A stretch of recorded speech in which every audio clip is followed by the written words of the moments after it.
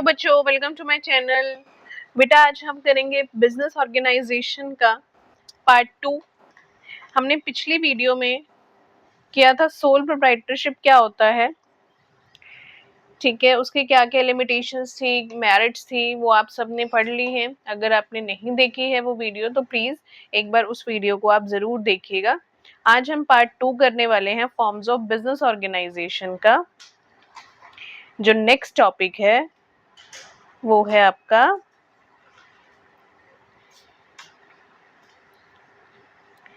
Joint Hindu family, और इसको बोल देते हैं HUF। HUF मतलब हिंदू अनडिवाइडेड फैमिली।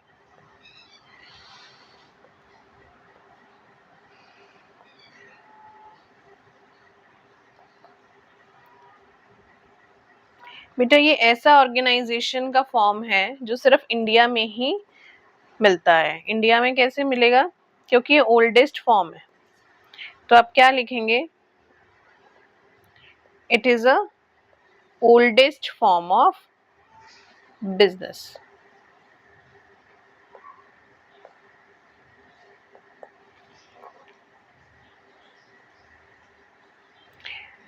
इसमें बेटा जो ऑनरशिप रहती है बिजनेस की वो सिर्फ एक ही फैमिली मेंबर पे रहती है, ठीक है। जो ऑनरशिप है वो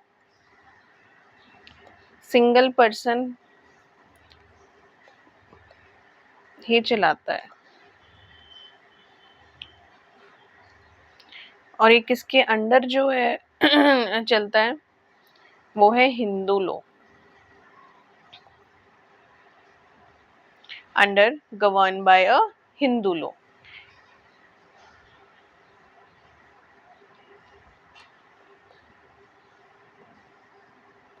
अब आप कहोगे कि मेंबरशिप कैसे मिलती है इसकी, है ना?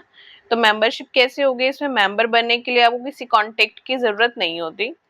फैमिली में जो भी बर्थ लेता है वही मेंबरशिप मिल जाती है,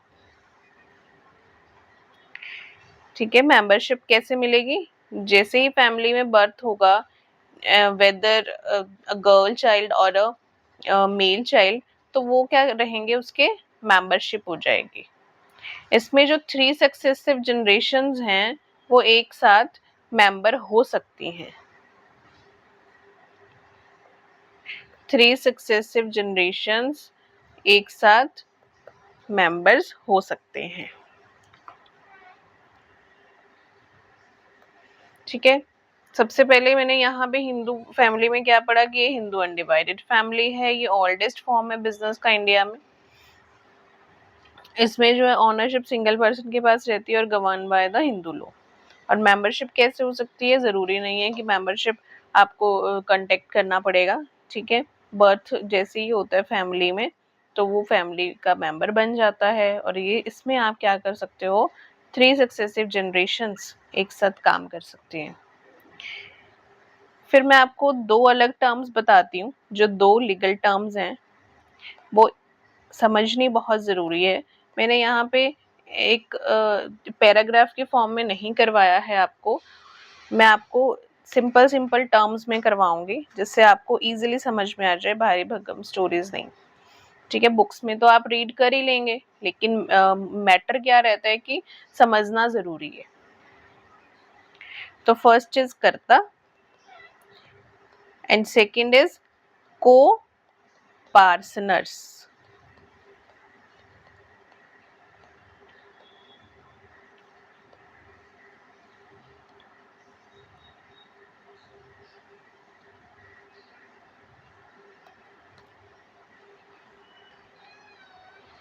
कर्ता कौन होगा? Head of the family.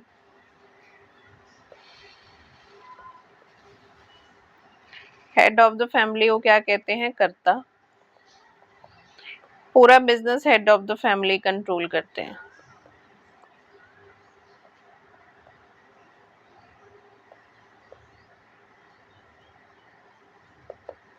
को पार्टनर, कर्ता को छोड़कर जो सारे मेंबर्स हैं वो इनके क्या बन जाते हैं? को पार्टनर, ठीक है। फैमिली के जितने भी मेंबर्स हैं जिनका एंसेस्ट्रल प्रॉपर्टी पे बराबर हक है वो बनते हैं को पार्टनर। इनको इक्वल ऑनरशिप राइट रहता है बेटे, इक्वल ऑनरशिप राइट।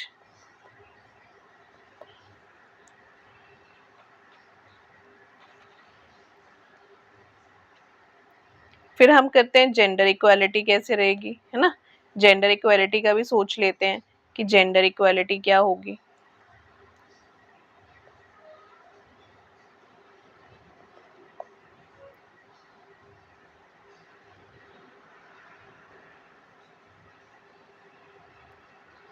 तो जेंडर इक्वालिटी में मैंने पहले सबसे पहले जो किया वो मैंने बोला कि इसमें अमेंडमेंट हुई है।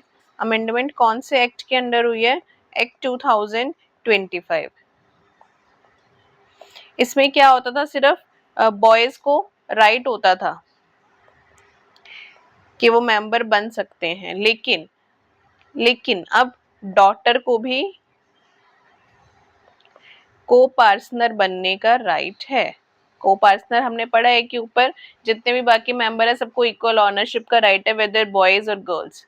इस एक्ट के बाद पहले सिर्फ ये होता था कि लड़के हैं तो उन्हीं को ही राइट मिलेगा, लेकिन अब लड़कियों को भी मिलता है। कौन सा एक्ट है? 2005। डॉटर्स को इक्वल राइट मिलता है, इक्वल राइट्स।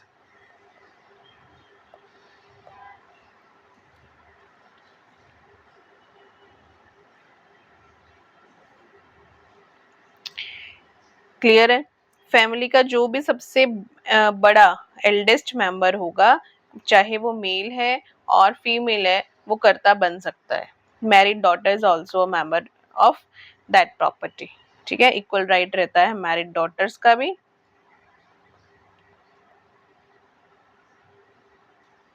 और एल्डेस्ट मेंबर आइदर मेल और अ फीमेल, वो कर्ता बन सकते हैं।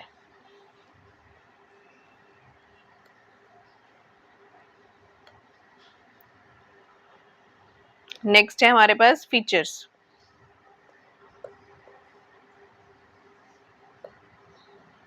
फीचर्स कौन कौन से होंगे? फॉर्मेशन,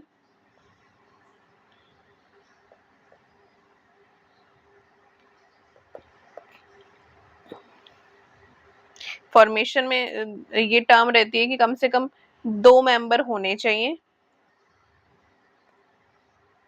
और एक एंसेस्ट्रल प्रॉपर्टी होनी चाहिए, तभी तो वो बनेगा हमारा।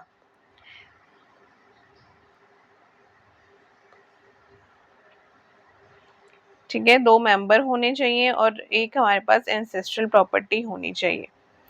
फिर आता है लायबिलिटी। लायबिलिटी में हमारे पास अलग अलग होते हैं। एक है कर्ता। हमेशा याद रखना, कर्ता की जो लायबिलिटी है वो लिमिटेड अनलिमिटेड होती है। अनलिमिटेड का मतलब है कि अगर कुछ भी रह गया है तो जो करता है उसको अपनी पर्सनल प्रॉपर्टी भी सेल करनी पड़ सकती है। को पार्टनर, जो को पार्टनर्स हैं उनकी बेटा लिमिटेड होती है।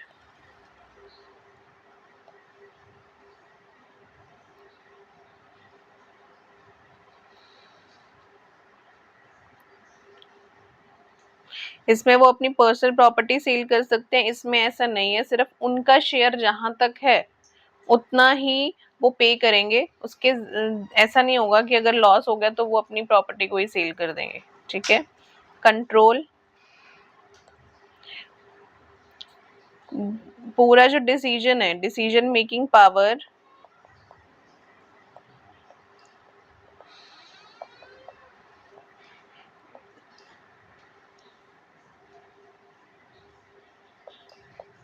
इन द हैंड ऑफ कर्ता।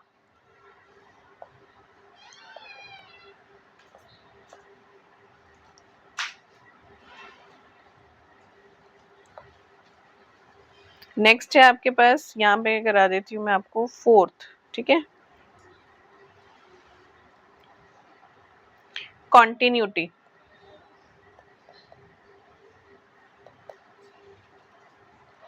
अगर सपोज कर्ता की डेथ हो जाती है तो उसके बाद आफ्टर डेथ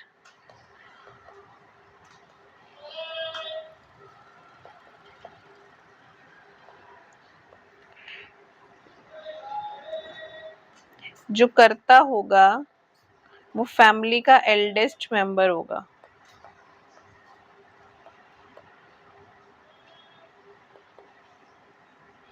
और अगर सोचा जाए कि बिजनेस बंद करना है तो म्यूचुअल कंसेंट जरूरी होती है। फिर है आपका माइनर मेंबर।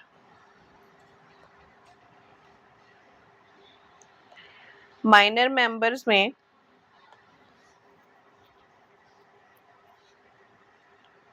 देखो, हमने अभी पढ़ा था कि बाय बर्थ से ही वो मेंबर बन जाता है, तो एक छोटा बच्चा ही तो माइनर होगा ना, तो वो भी क्या होगा, वो भी एक माइनर मेंबर, मतलब एक बिजनेस का पार्ट है, मेंबरशिप मानी जाएगी।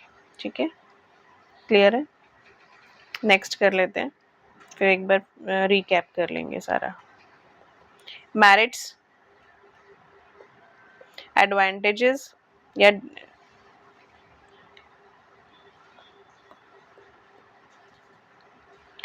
सबसे पहला है इफेक्टिव कंट्रोल।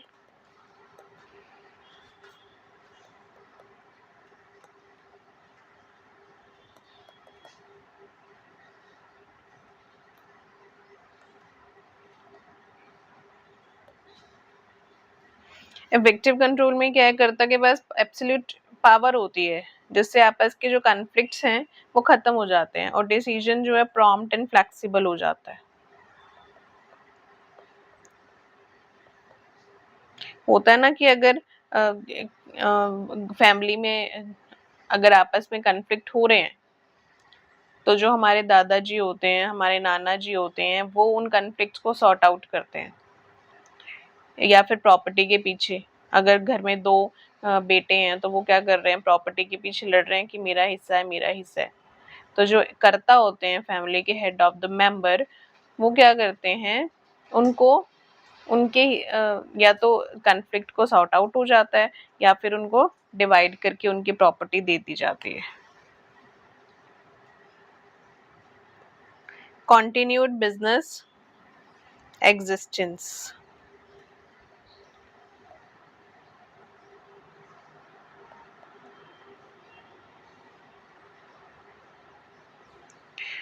ठीक है, बिजनेस कंटिन्यू रहता है, ऐसा नहीं है अगर कर्ता की डेथ हो गई है तो बिजनेस बंद नहीं होगा, ऑपरेशन स्टेबल रहते हैं।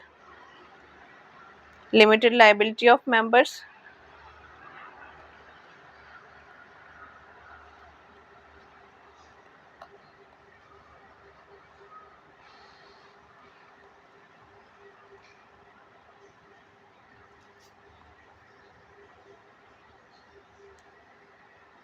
लिमिटेड लायबिलिटी ऑफ मेंबर में क्या होता है, सभी की लायबिलिटी, सिर्फ कर्ता की लायबिलिटी क्या रहती है, अनलिमिटेड होती है। बाकी जितने भी मेंबर हैं जिनको हम को पार्टनर्स बोलते हैं उनकी लिमिटेड रहती है, उनको कोई पर्सनल एसेट जो है वो सेल करने की जरूरत नहीं होती है। Increased loyalty and cooperation.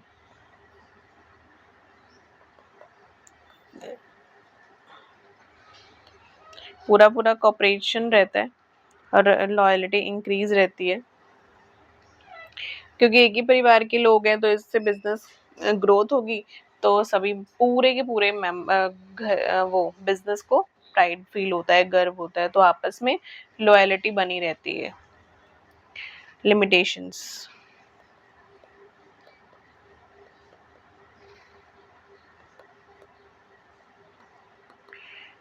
First limited resource है बेटा। अब बोलोगे लिमिटेड रिसोर्सेज कैसे हैं?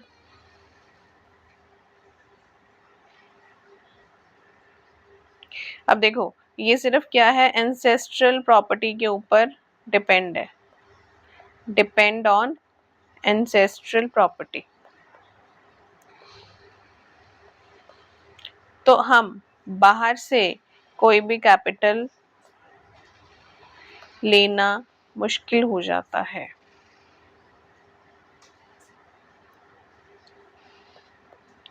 अनलिमिटेड लायबिलिटी ऑफ कर्ता। एज यूजुअल हमने पढ़ा है ना, हमने अभी अबव ऊपर पढ़े हैं चीजें। अनलिमिटेड लायबिलिटी ऑफ कर्ता में अनलिमिटेड लायबिलिटी होगी, सारा का सारा हम वही मैनेज कर रहे हैं, ठीक है। कर्जा चुकाना का सबसे बड़ा बोझ अकेले कर्ता पर ही होता है, उनको अपनी पर्सनल प्रॉपर्टी का भी रिस्क हो जाता है। डोमिनेंस ऑफ कर्ता,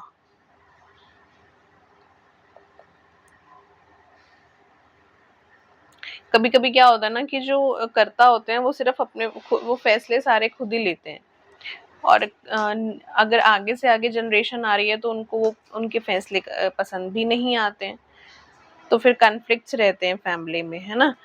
तो वो बिजनेस जो होता है फिर वो डाउन होना शुरू हो जाता है। अब जो हिंदू अनडिवाइडेड फैमिली है या जॉइंट हिंदू फैमिलीज के बिजनेस होते हैं वो ऐसे, जैसे रिलायंस है। रिलायंस में पहले धीरू भाई अंबानी जी थे, फिर मुकेश अंबानी, फिर आगे उनके आगे जो बच्चे हैं उन्होंने वो बिजनेस संभाल लिया। तो ये किसका एग्जाम्पल है? हिंदू अनडिवाइडेड फैमिली का या जॉइंट हिंदू फैमिलीज का। या आप देख सकते हो कि कई बार स्वीट्स की शॉप है, तो स्वीट्स की शॉप में पहले दादाजी थे, फिर उनकी दुकान पापा ने संभाली, फिर उनकी आगे बेटों ने संभाली, फिर आगे बच्चों ने संभाल ली।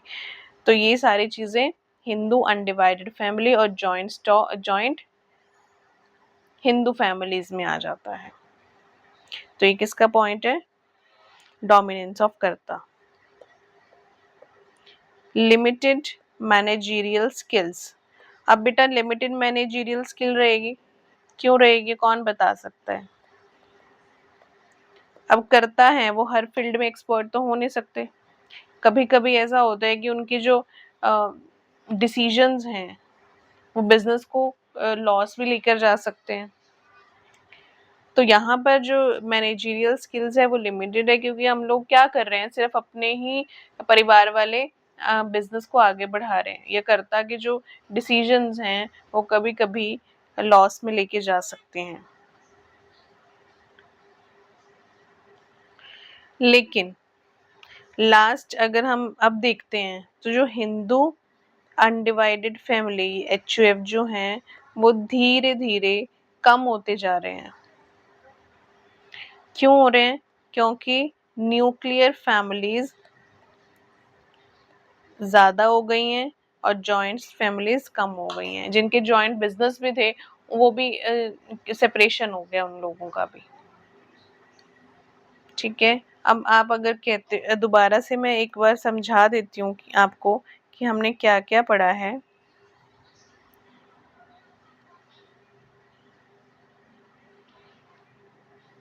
क्लास 11th का मैंने फॉर्म्स ऑफ बिजनेस ऑर्गेनाइजेशन का टॉपिक किया था जॉइंट हिंदू फैमिली, ठीक है। It is a oldest form of business, ये सबसे पुराना बिजनेस है और ये इंडिया में ही पाया जाता है।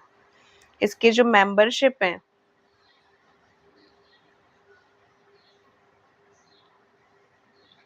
वो क्या है? सक्सेसिव जनरेशन, मतलब 3 सक्सेसिव जनरेशंस में आ सकते हैं। सिंगल पर्सन, लीगल टर्म्स हैं, कर्ता है, को पार्टनर है, कर्ता में हेड ऑफ द फैमिली है, और को पार्टनर इक्वल ऑनरशिप। जो हमारे पास रिमेनिंग रह गए मेंबर्स उनको को पार्टनर बोल दिया जाता है।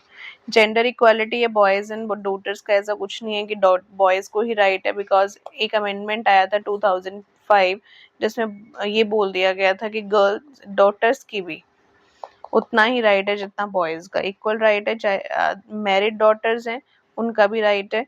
और एल्डेस्ट मेंबर जो है कर्ता बन जाता है, आइदर मेल और female. Features: formation, liability, control.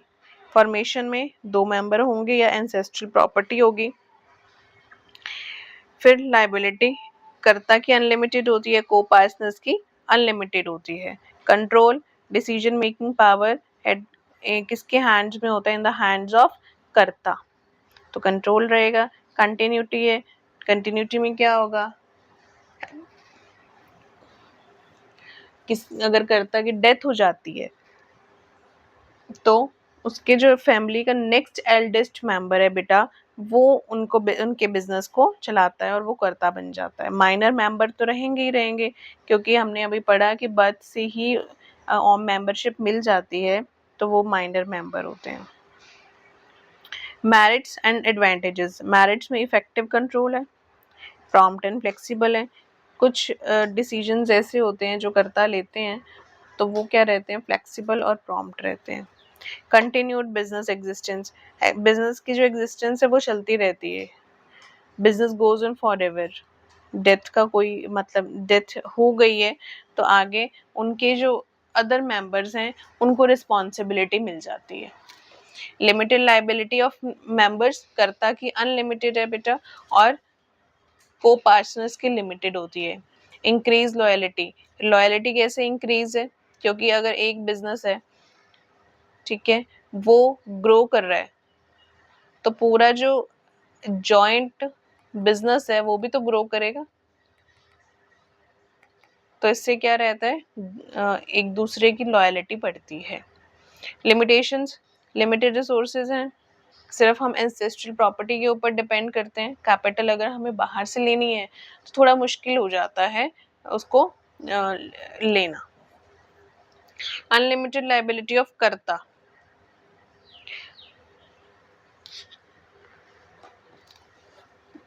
आपने ये शुरू से ही पढ़ते आ रहे हो कि अनलिमिटेड लाइबिलिटी है कर्ता की। डोमिनेंस ऑफ कर्ता। अब कर्ता का डोमिनेंस रहता है, तो कभी कभी ऐसा होता है कि को पार्टनर को उनके डिसीजंस अच्छे नहीं लगते हैं और उनकी इतनी पावर है कि उनको सबको मानना पड़ता है। Limited managerial skills. अब करता हर चीज में एक्सपर्ट नहीं हो सकता, सेल्स में, अकाउंट्स में, तो इसलिए वहां पे जो मैनेजरियल स्किल्स है वो थोड़ी डाउन हो जाती है, मतलब कम हो जाती है। Nowadays HUF Hindu undivided family कम होती जा रही हैं, क्योंकि न्यूक्लियर फैमिलीज बढ़ती जा रही हैं।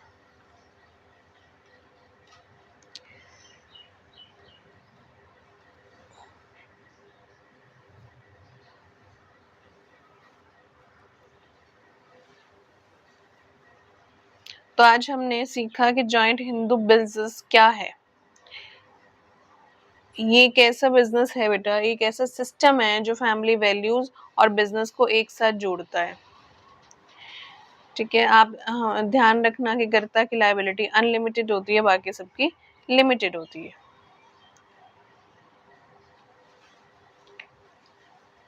अगली वीडियो में हम लोग नेक्स्ट टॉपिक करेंगे, पार्टनरशिप करेंगे, जॉइंट स्टॉक कंपनीज करेंगे। अगर ये आपको समझ में आया इसमें, तो आप प्लीज वीडियो को लाइक और शेयर जरूर करना। तो ठीक है।